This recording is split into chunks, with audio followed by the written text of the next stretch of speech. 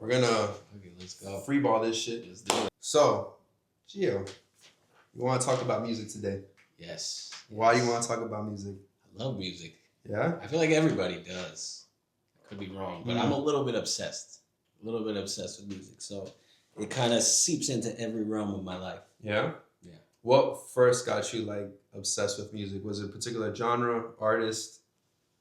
I've always, just from day one, I can't remember a time where I wasn't trying to memorize every lyric to, like, if I like a song, I know every word. And I'll listen to it over and over and over until I get the words down. You still do that right now? Still to this day. Damn. Yeah. Any song right now that you're like trying to learn? That I'm trying to learn? Well, I just recently learned, I know pretty much most of the album with Drake and Future. I know almost a lot of Eminem's catalog, a lot of Lil Wayne, a lot of Kanye West, everything Kanye West. And then some really emotional things, because my mom was a singer. Oh, yeah? She got me. That? Yeah. That's crazy. So just seeing her singing all the time, I felt free to do the same. Right. And her and her sisters were in a group together. Damn. Yeah. How many sisters she has? She had, in total, it's 3. So it's a trio? Yeah. Damn. Yep. Did you see them perform when you were like younger? Never. No? They broke up. So what's crazy, they were in the mix with like Aventura and... Seriously? Yeah, yes. Yo! The woman that features on a few of those songs, yeah, she knows that woman. That's crazy. But then I don't know why they stopped. I don't really know. I never asked. Oh, shit. But yeah, no, it is. That's wild. Damn. Okay, so music's been a part of your life basically, right? Yeah. How does it enhance your fitness? Does it enhance your fitness, do you feel like? I think it does. Yeah. I think it does. There's times where I just want silence, though. You know, like if I wake up and I'm doing like a little mobility and relaxing kind of thing, I need silence.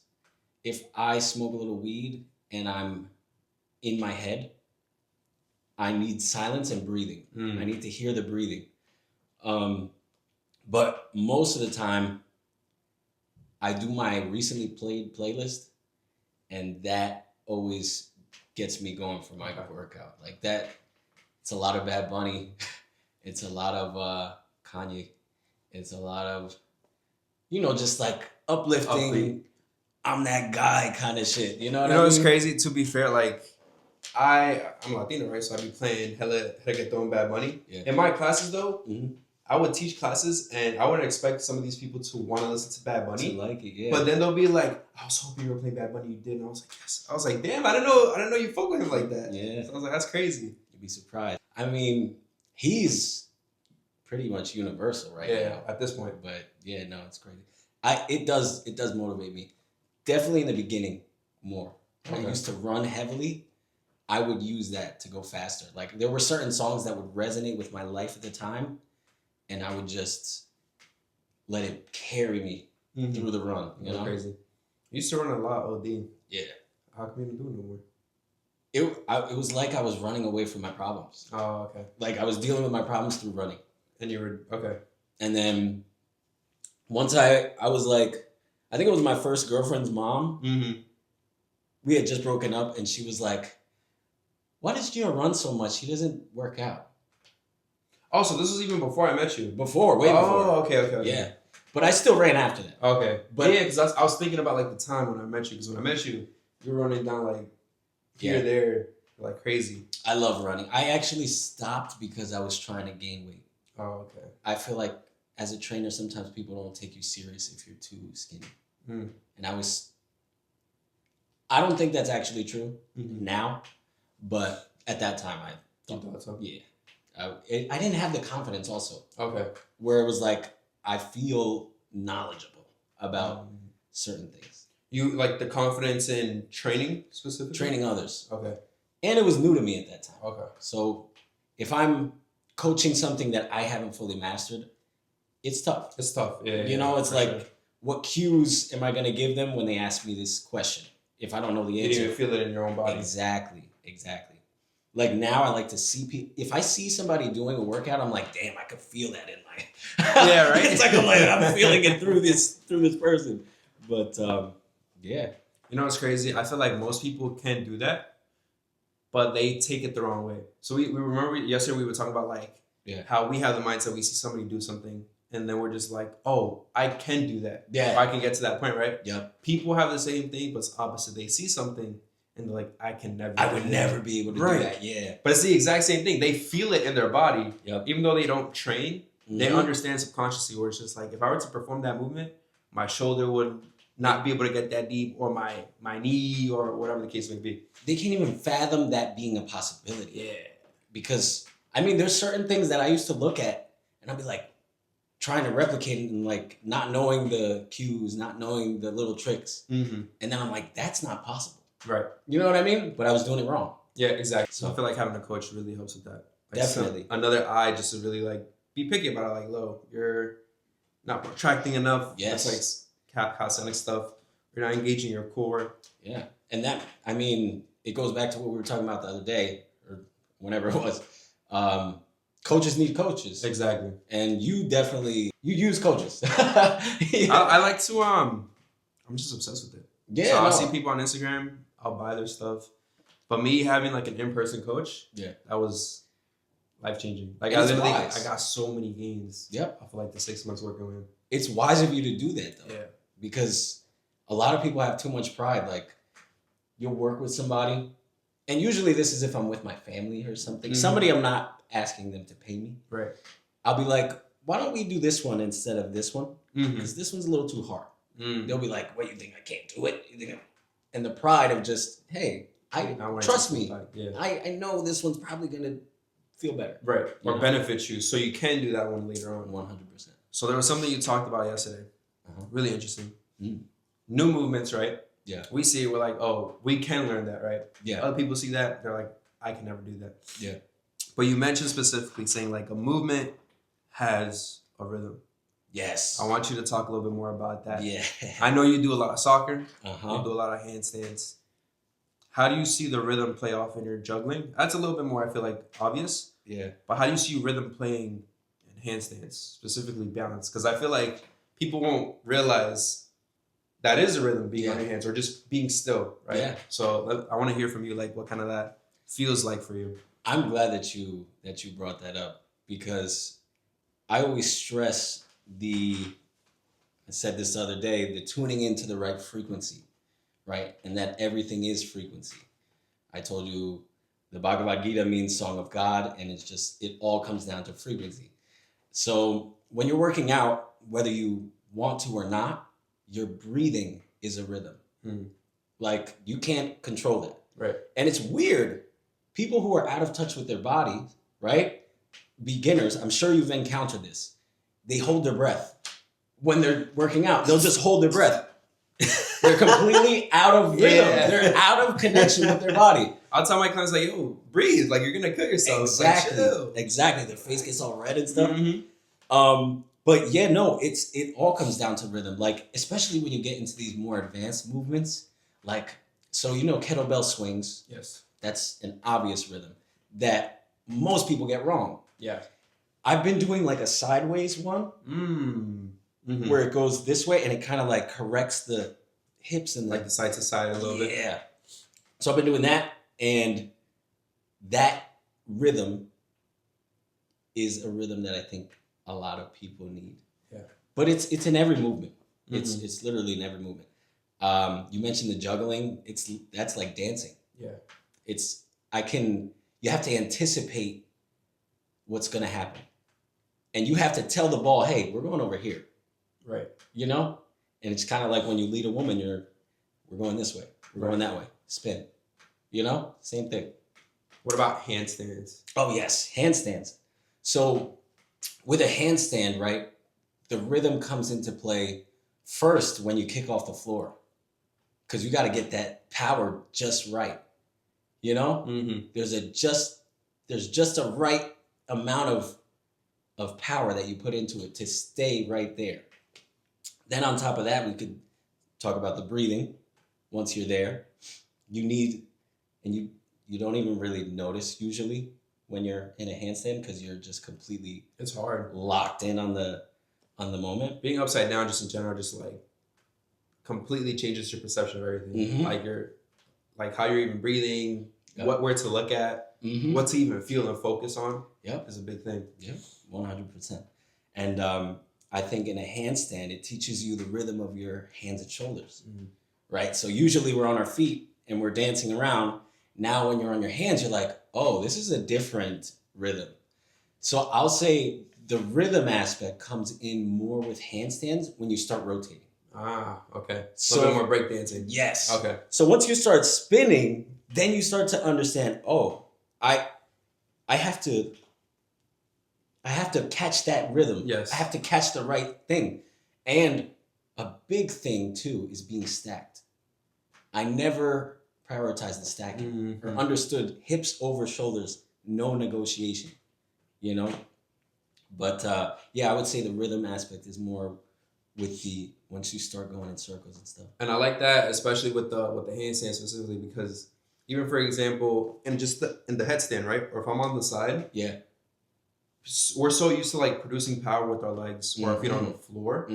But if you're on your hands, the kip up, right? Yep. You have to produce power with your legs without the floor. Yes. Just in midair. A different power. And that's way different. And so when I'm on the side and I want to catch myself into a headstand, it's knowing exactly how much leg drive to use, when to pop off my hand at the right moment, when to perfectly shift my head over. It's insane. It's insane. So like movement practitioners, like break dancers are like the greatest athletes. Seriously. Like dancers are insane.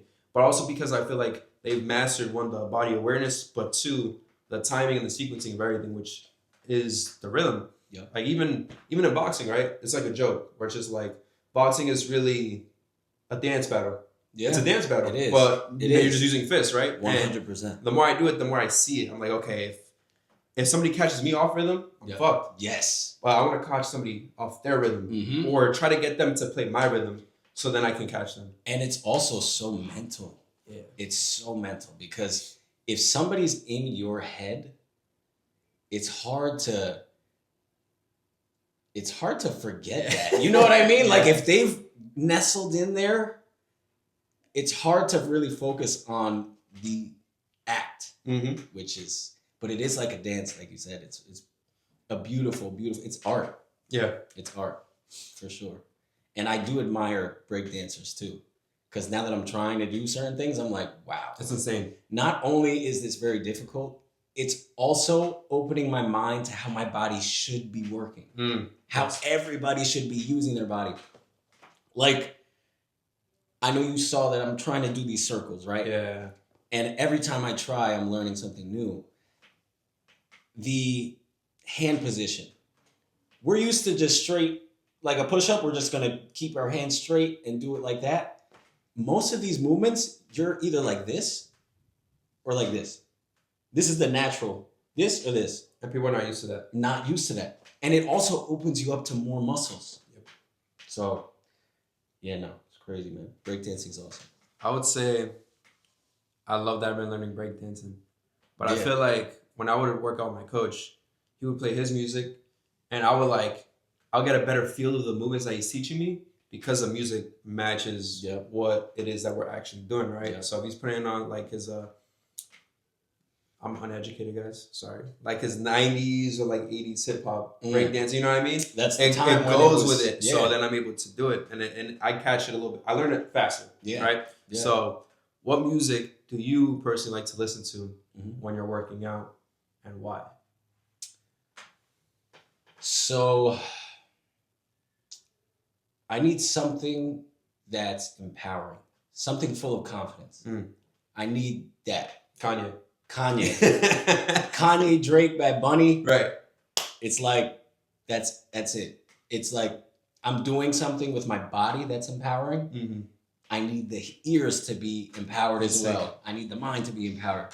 And, you know, sometimes I'll even use the darkness to kind of push the workout. So I'll be listening to more aggressive and a little bit angry, you know? Mm-hmm. Because you're also letting off steam sometimes. Yeah. It's not always a peaceful thing. Yeah. Sometimes it's war. Yeah. You know? I remember in college, senior year, that's when it was after Pop Smoke, but it was like K-Flock, his era of drill. Mm-hmm. That one was like insane. But it's wild because it's like, to me now, it's like I was a completely different person. Yeah. When I go back on my Spotify playlist and I'm listening to the things that I was listening to previously, I was like, damn, I was completely different. Yeah. Like a different person. 2020, I was a lot of Pop Smoke.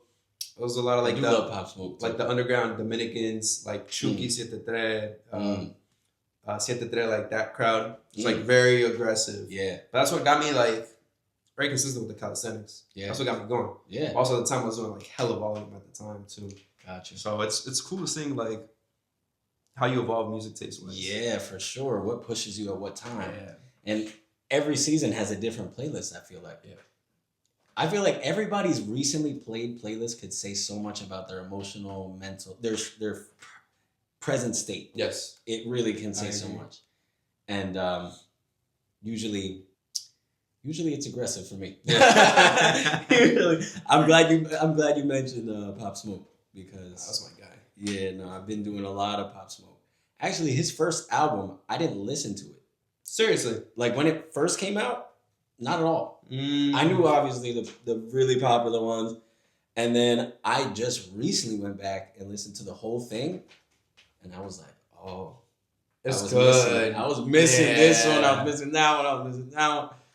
And I remember when his second album came out. Mm-hmm. It was sophomore year. Me and my friends, we were at a dorm party actually. Ooh. And then it came out as we're in this dorm party. I'm like, oh, let's listen to it when we go back to our dorm. So we're listening to it, and it's just like, damn, like I'm getting energy. So we start drinking more. We start partying even more. No, it gives you. I mean, it's dark. Yeah, it is dark, but it gives you that energy of like you're confident. Yeah, you just want you can do anything. For real. Invincible. That was like my favorite song on that album. Like you feeling invisible. 100%. And then shortly after he died, and then his third album came out. Mm-hmm. That one was like obsessed. I was obsessed with it. Really? Yeah, the third one. The black and white? I think so, yeah. That was the one with where he had all the features. Yeah. Like he had A Boogie in there. Kanye's on it. Yes, he had Kanye on it. He had that one, yeah. I Star Audemars for the night. Yeah. Oh yeah, I know that one. Yeah. I do know that one. I gotta go back though and listen to a few. There's one that came out after he passed that was with Kanye, and I love that one. But I gotta go back to that album. What does the music right now look like for you? For me personally, it's all over the place.